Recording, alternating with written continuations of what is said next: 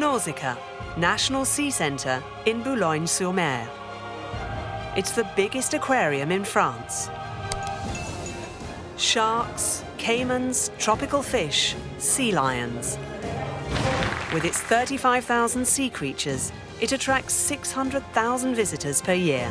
And today, Nausicaa is writing a new page in its history. This has never been done before in Europe. To become one of the largest aquariums in Europe. A crazy challenge. It was a challenge, and people love challenges. The teams on the construction site must build a giant tank with a capacity of 2.6 million gallons of water, the equivalent of 4 Olympic-sized swimming pools. Because it's the size of the tank which determines the class of aquarium in the world ranking. We were keen to see what the end result would be. Wow, what a sight. For this, they must create the biggest bay window in Europe. And it had to work at the first attempt. The tension was palpable. And to keep the giant tanks running properly, the teams will need to develop a unique water filtration system, which will be a world first. The aquarists at Nausicaa will welcome more than 22,000 additional animals, including the future stars of the tank, the hammerhead sharks. You can never be 100% sure of everything. It's impossible. The engineers must design the windows so they're capable of withstanding more than 500 tons of pressure. Each stage of the construction is a technical feat. The building and aquarium teams only have 2 years. And not everything will go to plan. It's been a nightmare.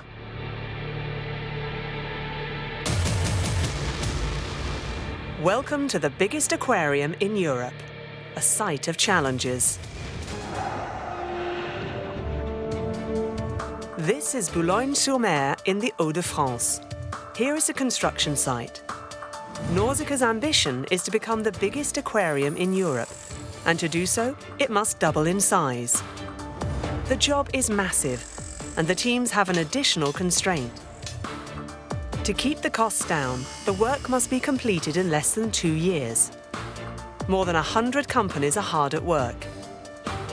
They have to clear away 50,000 tons of rubble, the equivalent of the weight of 5 Eiffel Towers, lay 459,000 cubic feet of concrete, and dig a pit the equivalent of 4 Olympic-sized swimming pools to create the biggest tank in Europe. They intend to welcome species from the oceans, all in record time. For Nausicaa, the stakes are high. It needs to hold its position in the global competition, a real race for gigantism in which they are up against the most prestigious aquariums in the world. We're in the process of doubling the size of Nausicaa. Institutions like ours are more or less doomed, if I can say that, to introduce big new attractions every 5 or 10 years in order to develop. Thanks to this extraordinary extension, Nausicaa will become a centre that can't be ignored in the study and preservation of marine life. It will house twice as many sea creatures as now, including a number of endangered species.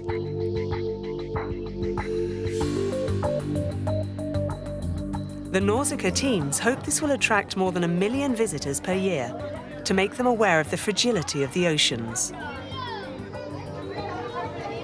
It's only if we manage to attract visitors and transport them to another place that they are going to be interested in what they see. With such ambition, it needed an architectural project of the highest standard. The plans of the building were entrusted to Jacques Rougerie.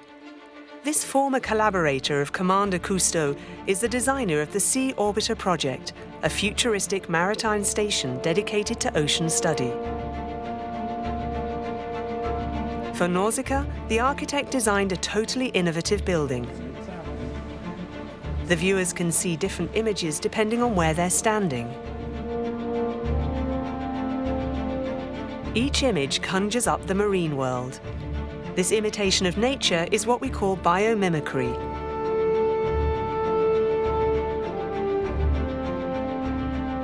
These architectural creations reproduce forms which exist in the natural world. So we see shells, like seashells, without being a seashell. But it could be a stingray with big wings. We don't know, but it's the sea. That's what Leonardo da Vinci did. Biomimicry, understanding the genius of nature, how it adapts. The entire architectural project is a real technical challenge. Starting with the large tank. It's at the heart of the work. Because it's the size of the tank which determines the classification of the aquarium in the world ranking. To become the biggest in Europe, Nausicaa's tank will have a capacity of 2.6 million gallons of water. A tank of 2.6 million gallons of water is colossal. It's never been done before in Europe. 200 feet long, 115 feet wide, and 26 feet deep. The tank is designed so that the visitors always have the impression of being underwater. The journey starts on a balcony, where they have the unsettling sensation of being plunged into the deep sea amongst the sharks. Enough to give you vertigo. Then they go through an underwater tunnel, 60 feet long, surrounded by 10,000 corals, to arrive at a bay window of more than 1,000 square feet. The biggest in Europe. It gives a view of the reconstruction of the Malpelo Marine Sanctuary in Colombia, the highlight of the show. Classed a World Heritage Site by UNESCO, Malpelo houses hundreds of different species, a paradise for scientists. Mirroring the island, the objective for the future large tank is to become a place of preservation for endangered sea creatures. It's not only showing a large tank which is a piece of the sea. We're showing a tank which is in effect as though it had been dug up from the slope of Malpelo. It will host a number of shoals of fish, batfish, tropical fish, stingrays, and especially hammerhead sharks, an endangered species.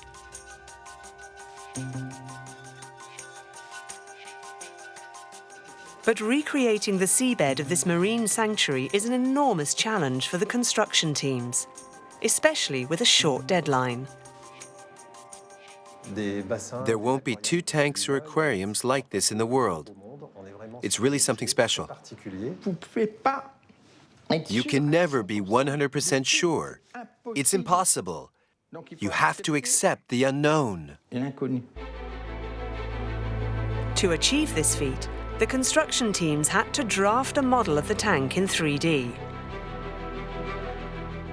In this building, there isn't a straight wall and there isn't a straight floor. The only way to achieve our goals and to get to grips with the building and its volumes was to make it in 3D.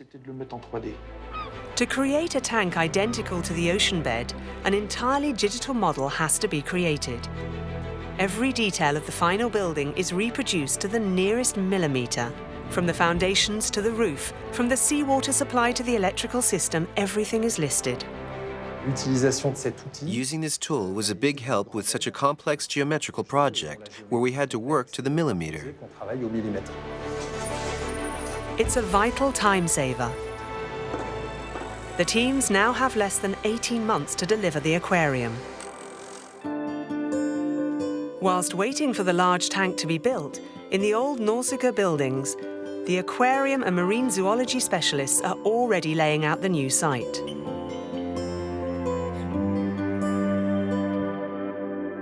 Nausicaa is the largest European centre of coral reproduction. It supplies the most important aquariums in the world, an essential role, as if nothing is done, they will have disappeared by 2050.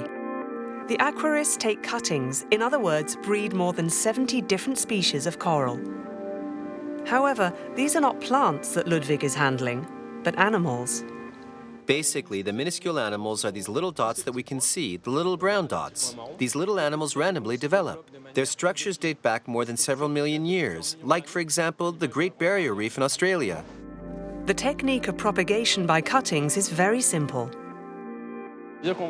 We're just going to cut a few centimeters of this little branch with secateurs.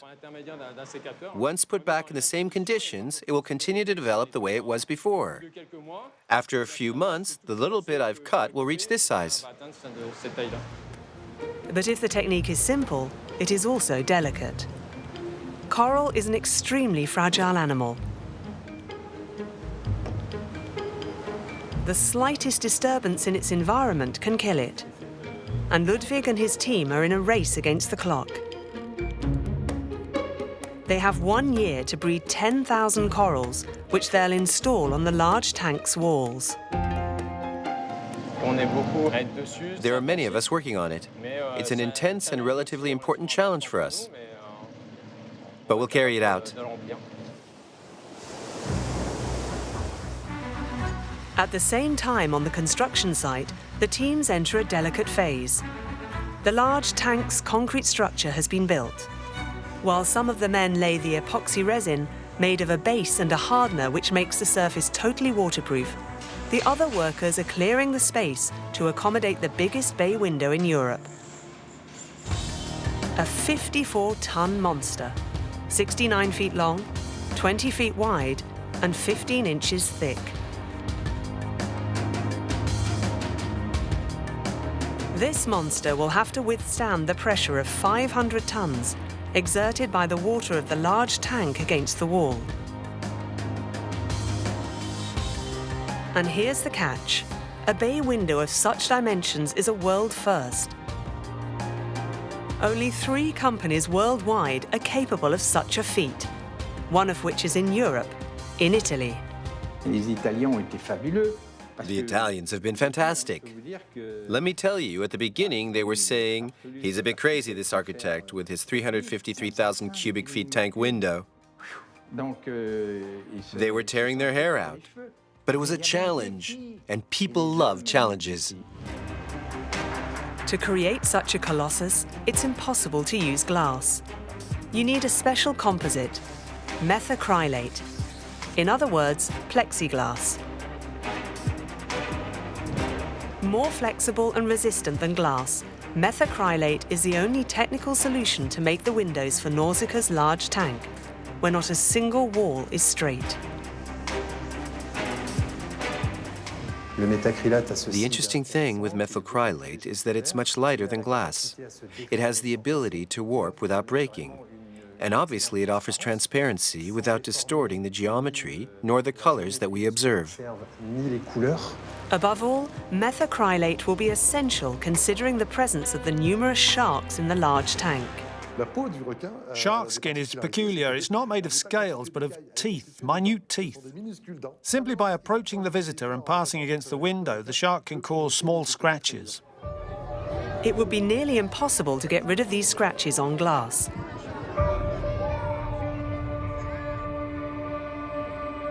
But methacrylate is easily sanded, even underwater, and can get its initial transparency back.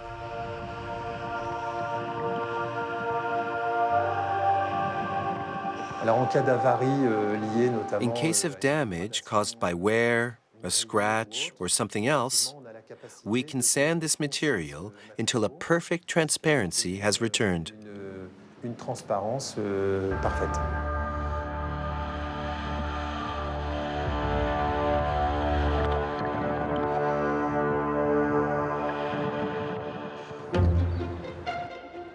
Italy, in the suburbs of Rome.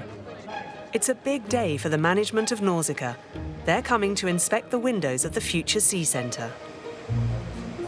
To keep to schedule, the Italian company has worked 7 days a week for 1 year on the design of the large bay window and all the other windows of the aquarium.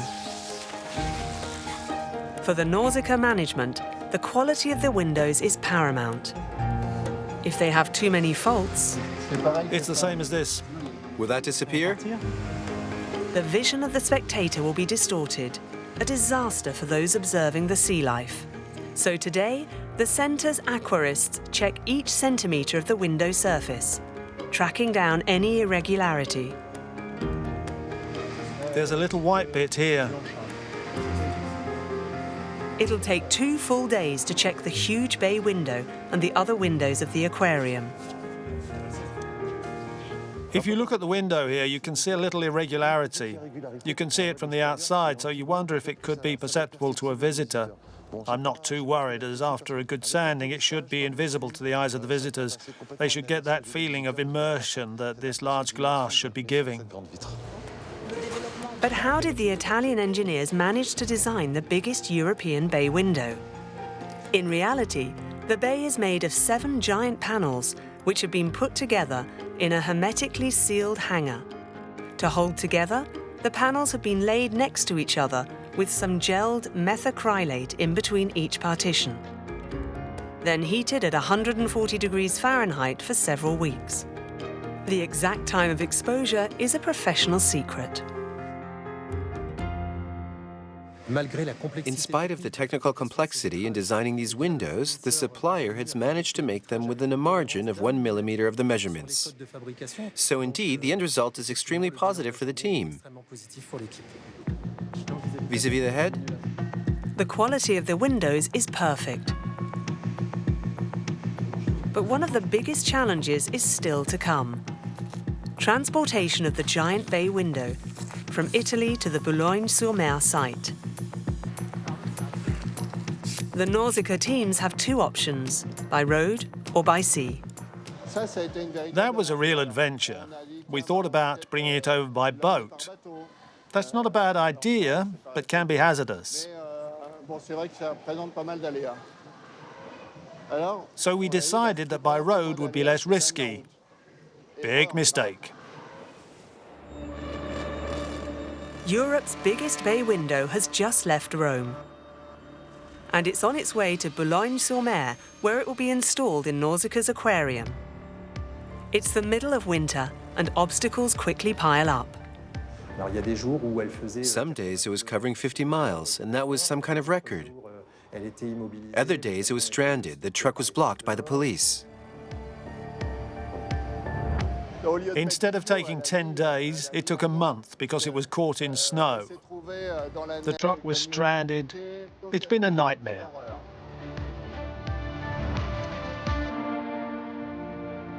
It's a cold day under a glorious sun, and the precious cargo arrives on the site after a 1,400-mile trip.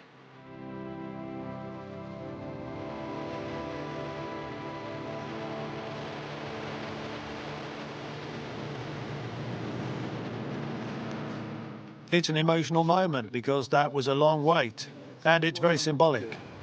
Relieved by the news, all the teams on the construction site stop working to welcome it. But the respite is short-lived. In a few moments, an extremely delicate operation is about to begin, moving the huge bay window by crane. Everyone's stressed because obviously this is an important event that can't fail. It involves a very special crane that needs extreme precision. It's the most complicated phase since the start of the work. The 54-ton monoblock has to be installed in its definitive place. And for the largest bay window in Europe, the crew have had to call for the largest mobile crane on the continent. There are just 2 of these machines in the European Union. They are the only ones capable of lifting such a weight. The crane operator has no room for error.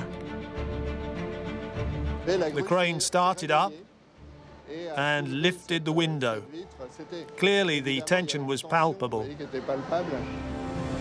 At this moment, anything can happen.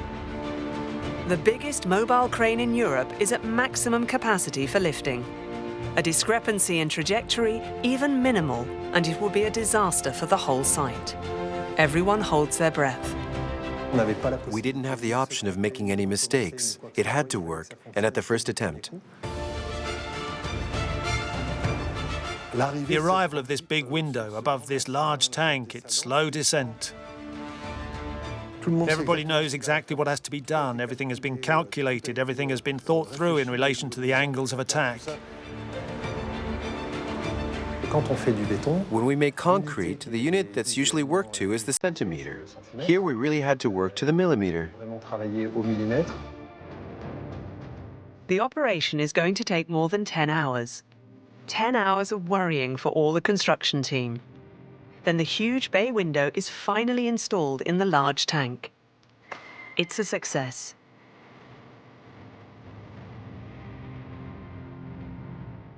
It's the first time we've built something like this in Europe. It's exciting and it makes us very proud. At the end of this day, which has been extremely tense and nervous for everyone involved in the project, we all breathed a big sigh of relief.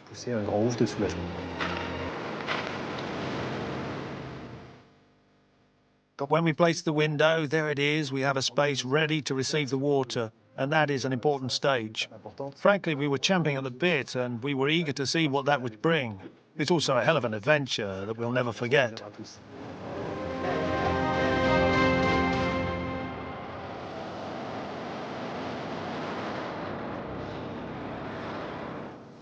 But due to the problems transporting the bay window, the entire work is considerably delayed. The inauguration will take place in 10 months' time. So that everything is ready in time, it has been necessary to plan certain events years in advance.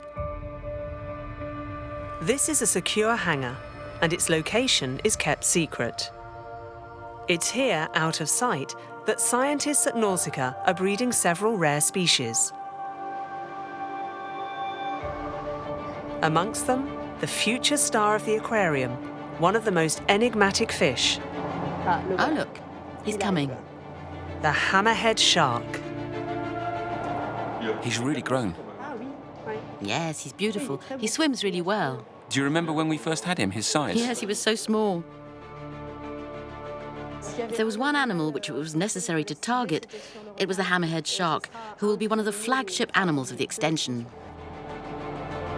80% of the aquarium's future animals are born in captivity. But for the hammerhead shark, reproduction is more complicated. The star of the aquarium had to be captured in the open sea in 2011. He was captured when he was very small, under strict rules in Australia. They told us that during that period, and at that time, the population was large enough for us to capture him, so we had authorization. Before the plans for the future aquarium had been drawn up, Nausicaa's teams were already breeding the hammerhead shark. 7 years of anticipation and daily attention. An animal like that deserves the best. 7 years isn't too long to really look after an animal and to make sure it grows well. Of course, it's a challenge, it's a gamble, but everyone is behind that. The growth of the sharks is a lot slower than that of other fish, barely 6 inches per year. Contrary to its reputation as a predator, it's an animal who eats little and has trouble digesting its food.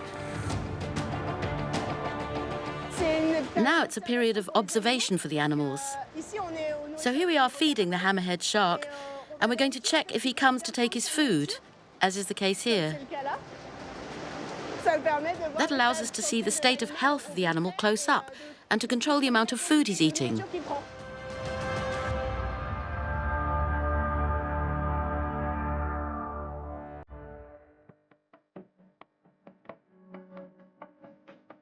Meanwhile, in Boulogne-sur-Mer, 8 months before the end of the work, the aquarium is taking shape.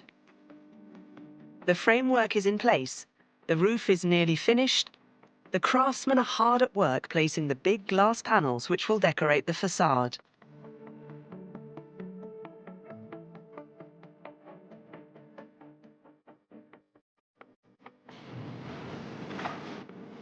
But that's just the tip of the iceberg.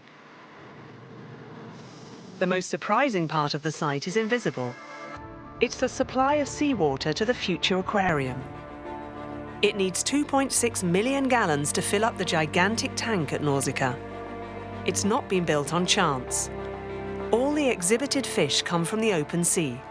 The water, therefore, is going to be drawn 1,000 feet from the center, directly from the channel.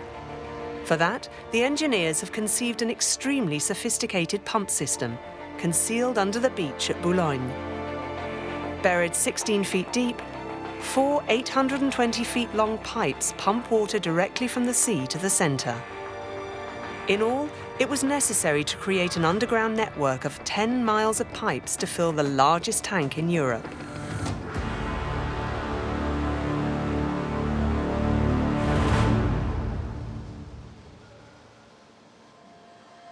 Frédéric Cousin is responsible for the water at Nausicaa. It's here that everything starts. It's with this pipe that was installed last year that raw water arrives directly from the channel. This water is captured by these pumps that are right here and is driven by this extremely sophisticated panel that adapts to the tidal coefficient. This seemingly ordinary panel is the real brain of the aquarium. This gem of a computer adapts the flow of the water pump to the rhythm of the tides. The more the tide rises, the more the system collects a maximum of seawater, which is swallowed up by the huge network of underground pipes. The filling of the large tank is going to start in a few hours. For now, the bay window is surrounded by a silicon seal and is held in place by a metal frame.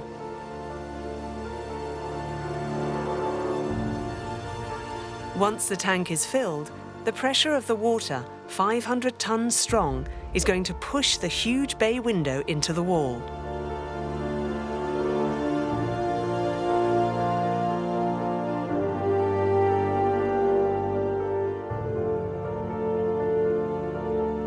This is how the water resistance of the big tank will be guaranteed.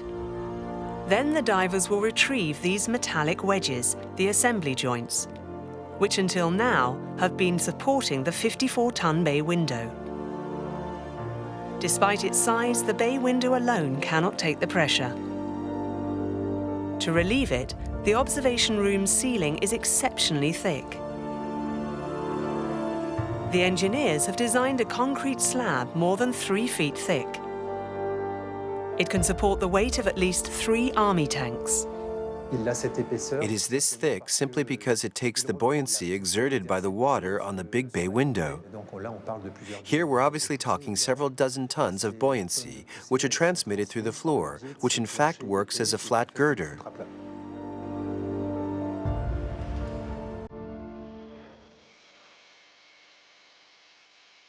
Joël Taquet, the commercial manager, attends the last checks himself before filling the tank. No metallic object must be forgotten on the site, or the biological balance of the tank will be threatened. A considerable risk for the aquarium animals.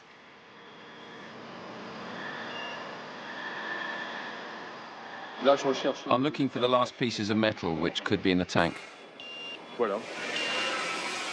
It's like when you go to the theatre or into other public buildings. It's exactly the same thing. Have you found anything so far?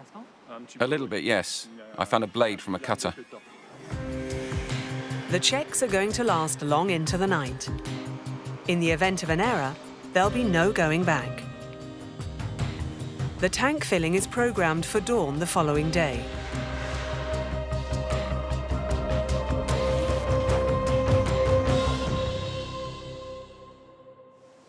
It's D-Day. There we go. We're underway. It's at this level. François Gosselin, the hydraulic engineer of the crew, and Frédéric Cousin, the head of water quality, have just launched the much-awaited phase, filling the tank with water. What are we starting with, around 1 foot per day? I haven't done the calculations. Surprisingly, the 2.6 million gallons of water necessary to fill the large tank are going to pour out of this little pipe. And for a good reason. The filling up only takes place once in the life of the aquarium. So to reduce the costs, the team use an existing pipe. This little pipe is planned to replace the 3% of water which will evaporate every day from the large tank, due to the effect of the heat of the place. The filling of the tank marks the end of the structural side of this monumental work. It's really the starting point of the operation. It represents an enormous investment on the part of a lot of people. It's symbolic to see the water pouring into the large tank, and yes, it's emotional. The tank is coming alive. Until today, we were doing construction work, and it's from today that this work really transforms into an aquarium.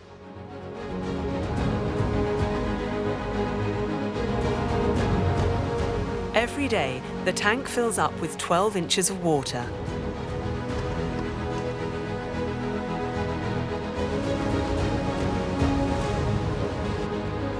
After 2 weeks, it's only just reached 6 feet.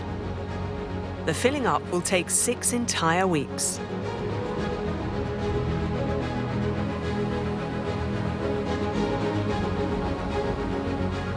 Then one morning, a formidable 2.6 million gallons of seawater.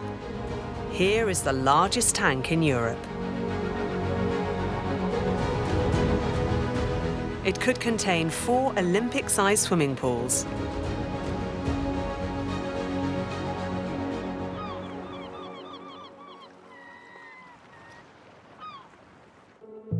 It's just 6 months away from opening. The teams are getting on with catching up on lost time caused by the bay window. The electricians have entered the fray. They're installing 40 floodlights, which are going to light up the marine show. We're going to put it just there, Felix. Just there. Yeah, there.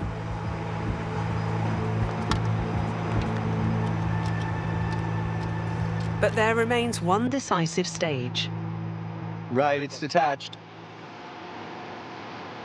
Checking the quality of the water and that it's well oxygenated. The slightest error could put the sea creatures in danger. The biggest aquarium in Europe needs a unique filtration system. The engineers have designed a true prototype. A world first. We are in the basement of the aquarium. This deafening noise comes from what is the lung of the large tank. It's made of 12 enormous filters weighing 50 tons each. Thanks to the power of this installation, all the water in the aquarium is fully cleaned in less than 4 hours, in order to get rid of food remnants and fish detritus. A true technological feat. The installation is of exceptional size as it's on one of the largest existing installations in the world, and the largest installation in Europe. So in these 12 filters, we find a total of 200 tons of sand, which will allow the water filtration. The reading says 4,800 cubic feet. Inside the filters, we find 4 different layers of sand. Each layer has a specific grain size to fix the different particles in suspension. It's this system which ensures the filtration. And to avoid all risks, the engineers have designed a reserve of water of 7,000 cubic feet, which allows the sea centre to be autonomous for several weeks in case of oil spills or other ecological disasters.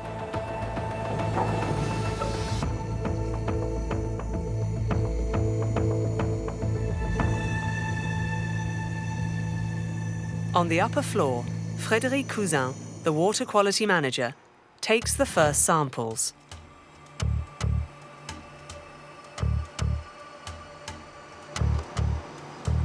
The slightest physiochemical imbalance could cause thousands of animals to die. We're checking all the physics parameters, temperature and oxygen.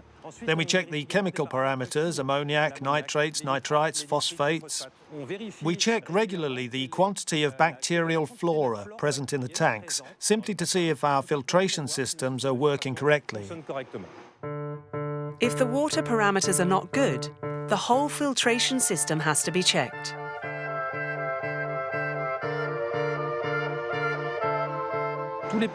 All the chemical parameters which have been checked out are excellent, the physics parameters also. I think that we can be extremely confident for the next stage of the whole operation. The operation's a success. What do you have in your little box? These are the big ones that I brought for you. Nausicaa's aquarists can finally place the first corals in the large tank. Their objective was to produce 10,000 in less than a year, a considerable challenge. even for Nausicaa, the first coral producer in Europe. It's a challenge that we overcame. At the beginning, we certainly had concerns, but through our know-how, our experience of all the techniques, we made it, so it's great. With the installation of the first corals, the aquarium reaches an important stage.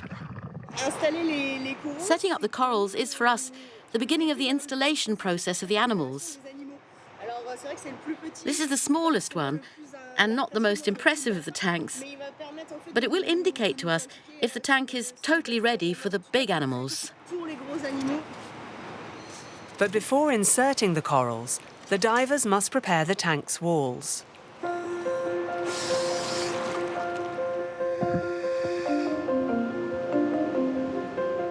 Here, we're preparing the wall, meaning we're piercing the wall, and later on we'll be able to insert special little stems into the wall and allow the coral to spread very easily. Using drills, the divers introduce little plastic stems without phthalate into the tank's wall. A material chosen as it poses no danger to the animals. On that stem, they put a little concrete dome which will support the coral. That way, the animal will be able to settle and grow more easily.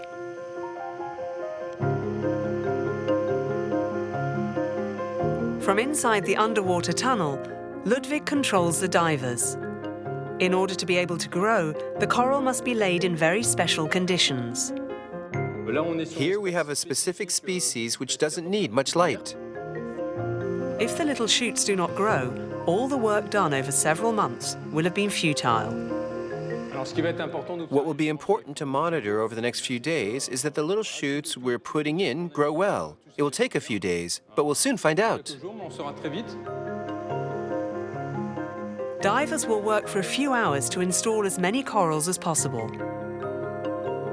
These first specimens will manage to acclimatize inside the tank. Ludwig is satisfied. But the race against time isn't over. We're only 2 months away from the official opening day. The corals have acclimatized to their new environment. Now it's the turn of the first fish to be brought in the large tank. And the biggest specimens are expected that very night at midnight. Inside this lorry is a real treasure for all present here. All marine fauna specialists. Are there white spots near the lobes? 6 young manta rays. All the way from Florida, they were taken from the Atlantic. We need a lot of people below to catch it, is that it? The team moved them from the tank they travelled in to the tank in which they'll start their new lives. We don't need to protect ourselves, they haven't got their sting. The operation is delicate. It has to be quick for the ray to stay as little time as possible inside the landing net. With the water inside the bag, their oxygen supply will only last a few minutes, and the animals might get stressed. The teams run the 100 meters separating the truck from the tank.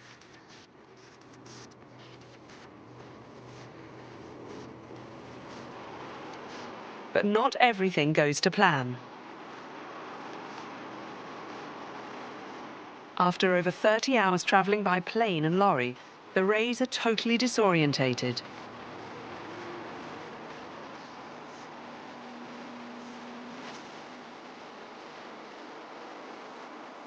They're banging into the wall. Stéphane Hénard, the aquarist in charge, is worried. Minutes pass. Then finally... That's it, there she goes.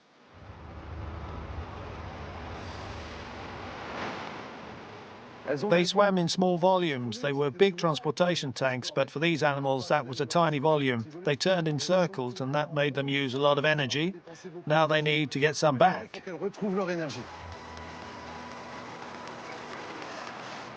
The teams feed them with baby bottles of fish mixture to recharge their energy. For the past 2 months in captivity, that's the way they've been fed. We'll take good care of them.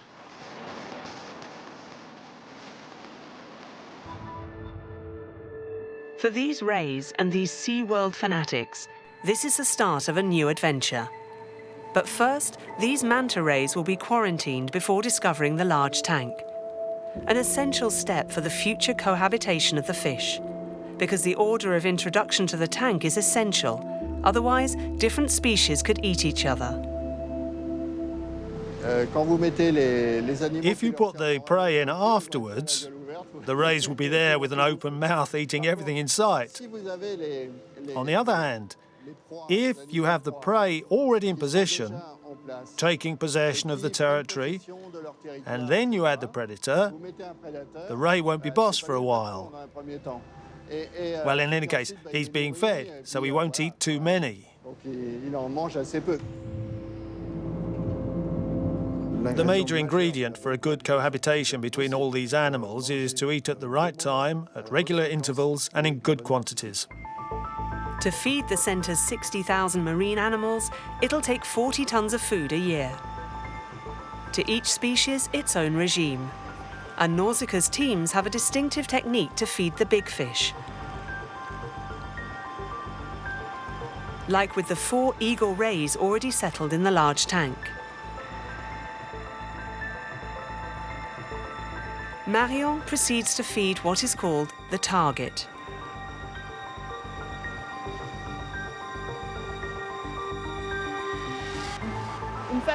One way to feed is with training.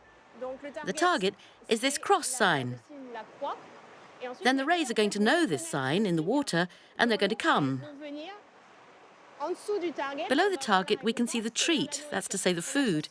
Therefore they associate the target with the food. When the ray sees the signal in the water, it's going to come and feed. Each species has a different sign. As soon as it's out of the water, the fish know that feeding has finished. This technique allows feeding at fixed hours, and to check that each species has eaten their portion. An essential procedure, considering the considerable number of fish that will populate the aquarium. The site teams still have another challenge to overcome. They have to control the turbidity, the visibility of the inside of the tank, so they can make the water cloudier or clearer. The water needs to be sufficiently clear so the visitors can observe the 22,000 sea creatures. The visitors should not be able to see each other from one end of the aquarium to the other. Otherwise, they would lose the sensation of being underwater, and the setup of the aquarium would be compromised.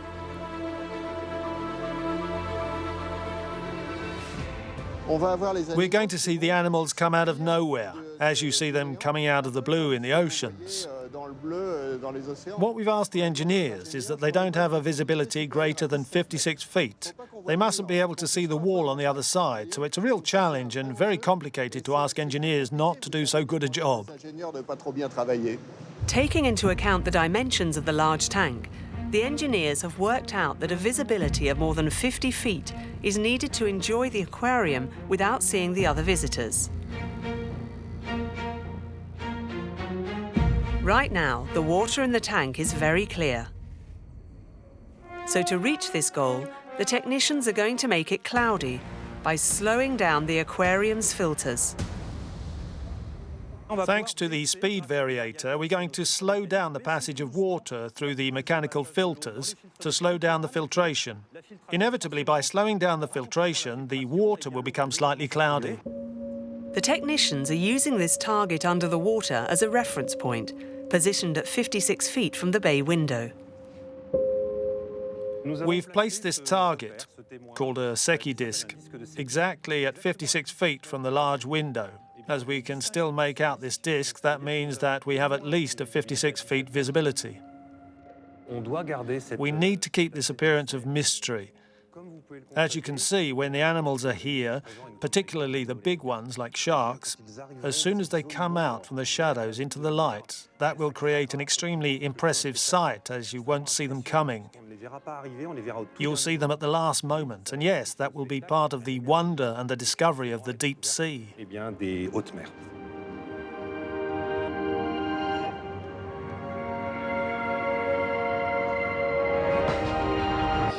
And the rarest species will arrive in a few hours.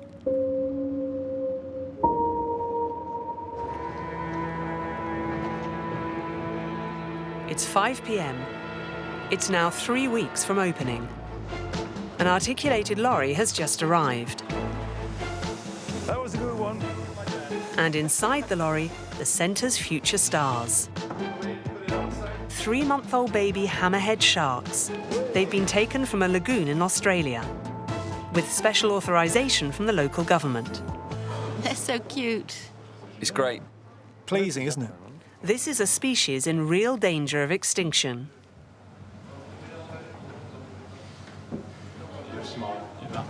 Careful, they're really just youngsters, but with big heads. Ah, yes, I see. An operation like this is only authorized every 5 years around the world.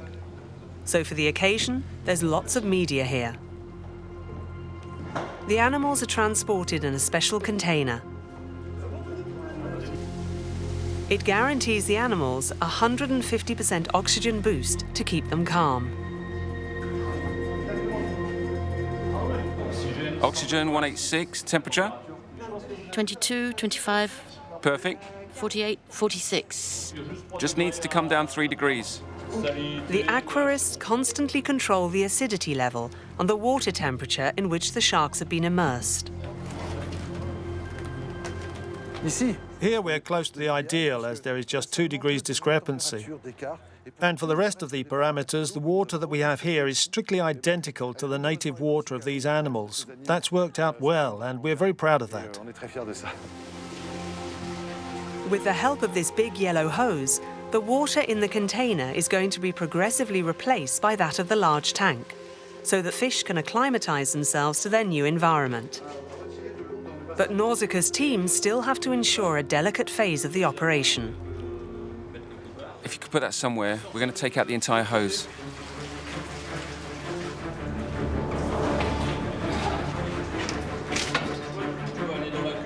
The transportation of these animals from the container to the tank. Sharks do not have a skeleton, nor bones to protect their ribcage. The slightest shock during transportation, or even a simple mishandling, could seriously injure them. The handlers are going to collect the animals with a rubber mesh landing net, designed especially to distribute the strain evenly on the animal's body. The movements must be quick and precise. They take them to the quarantine tank, where the animals will be closely monitored for a few days. If their acclimatization goes according to plan, they will join the largest tank in Europe.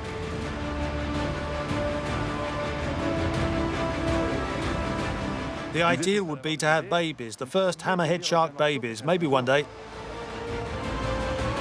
It will be another 6 years before the hammerhead sharks reach adulthood. But in a few weeks' time, the first visitors will be able to admire them. The construction work is over, and the animals are now in place. The construction teams and the teams at Nausicaa have managed to pull off a mad gamble, transforming the biggest aquarium in France into the biggest in Europe. A veritable feat. The construction is finished 1.5 months early. Thanks to their relentless work, Nausicaa has now 85 aquariums, which contain in total over 4.5 million gallons of water.